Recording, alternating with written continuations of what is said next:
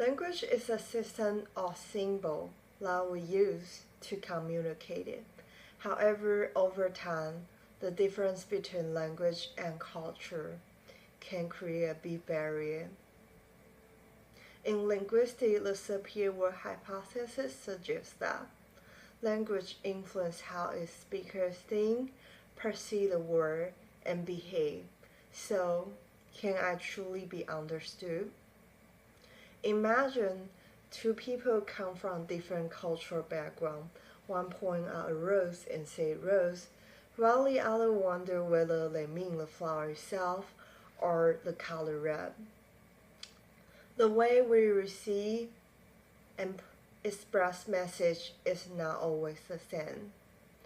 Episode 1, the lost translation, the lost meaning. But today, I don't want to talk about linguistics. I want to share a story. When I was a child, my parents often away from home for work, so I was raised by my agong and apo, which means grandfather and grandmother in Hakka. Hakka is a dialect spoken by the majority group of people in Taiwan. When I was a child, Hakka was our bridge to each other, living with agong and apo.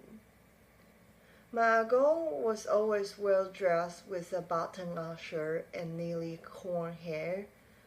After school, he made tea, play erhu, a two-string Chinese instrument, and effortlessly switched language between Hakka, Japanese, and Taiwan. When we watched TV together, he would point out a cherry blossom on the TV screen and teach me how to say it in Japanese. He told me that during the Japanese colonization in Taiwan, having an education was a privilege, so I need to cherish every opportunity I have. At that time, I thought my agong was a very dignified man. One day, when I was 7, no one picked me up from school, so I decided to walk home by myself.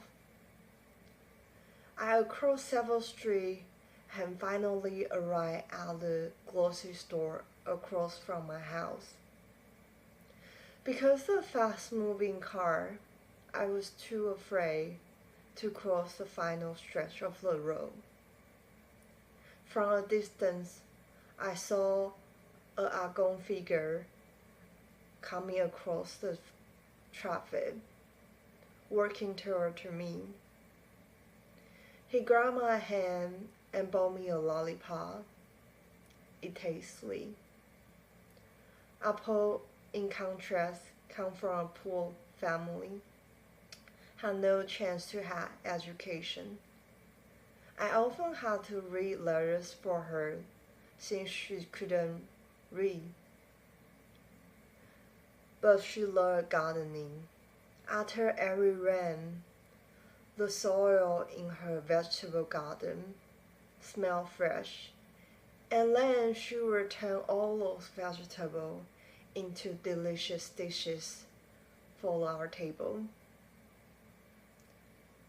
When I grew up, most of my teachers and classmates only speak Mandarin. I began to refuse to speak Hakka because I think it was useless for my future. One day, Apo came to school speaking only Hakka. The teacher couldn't understand her.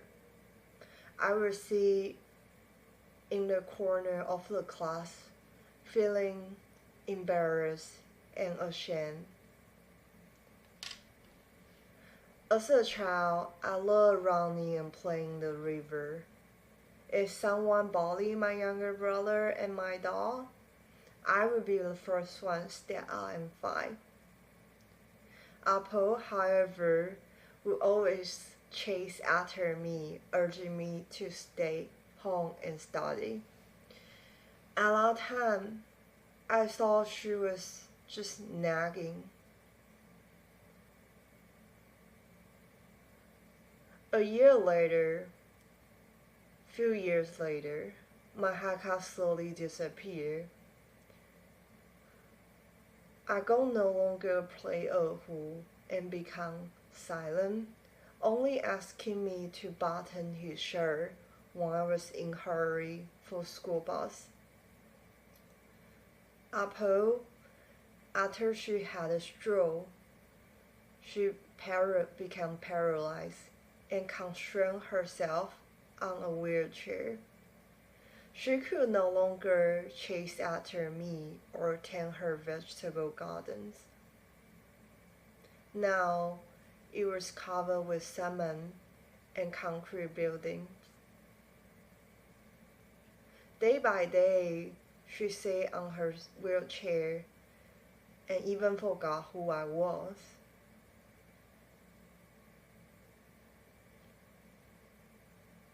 She would ask me the same question if I had eaten yet. When I say I didn't understand, she would sigh and say, "安翠狗," which means very pitiful or ashamed in Hakka. At that time, I was too arrogant, and her word feels so irritating.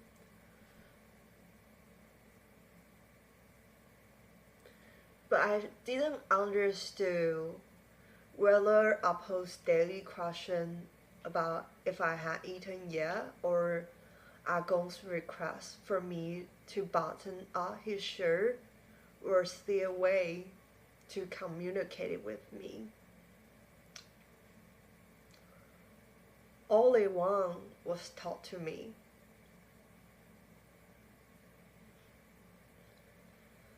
At 18, I was accepted into my first choice at school. Episode 2, Lost and Found.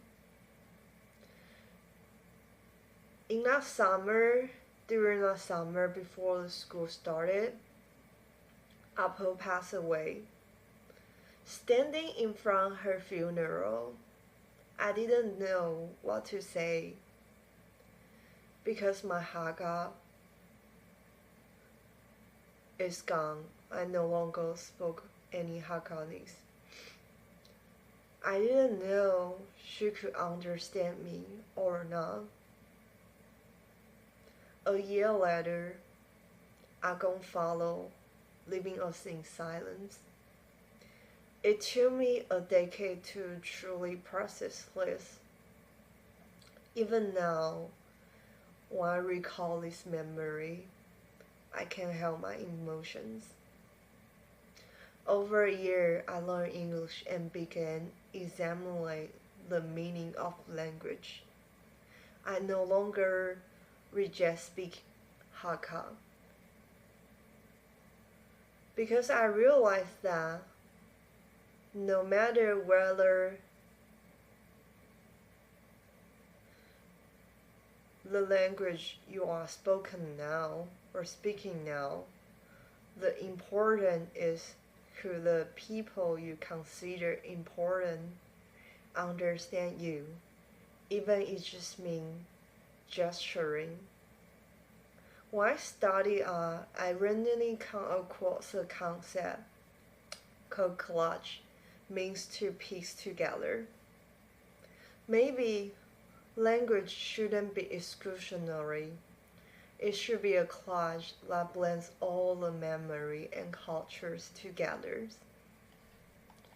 I used to think being Hakkanese was beneath me, and singing Hakka mountain song was tacky.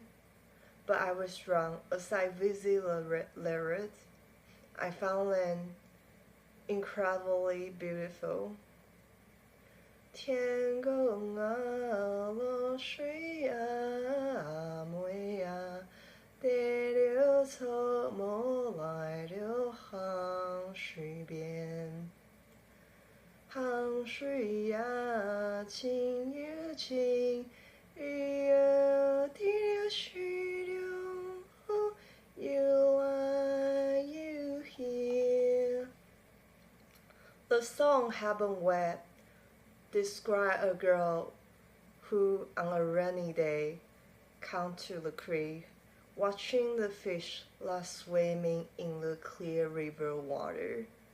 Although many things from my childhood became unclear, the song still represents it, still so vivid. So I wrote this line of poetry. Haven't we the rain does fall?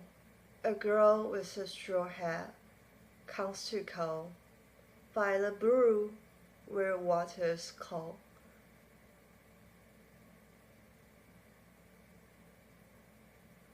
To watch the fish that swim below.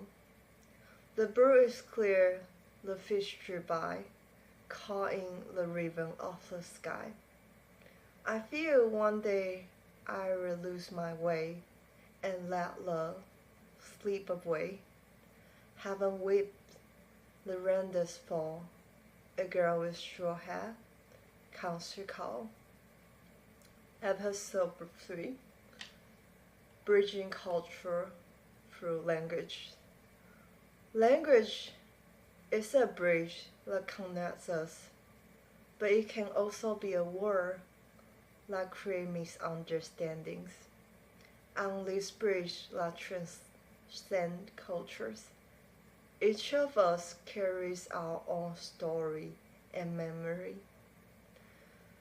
Trying to understand the world with limited language and vocabulary. The key is not perfect translation, but an accepting open heart. How does your language story connect to the world? Thank you.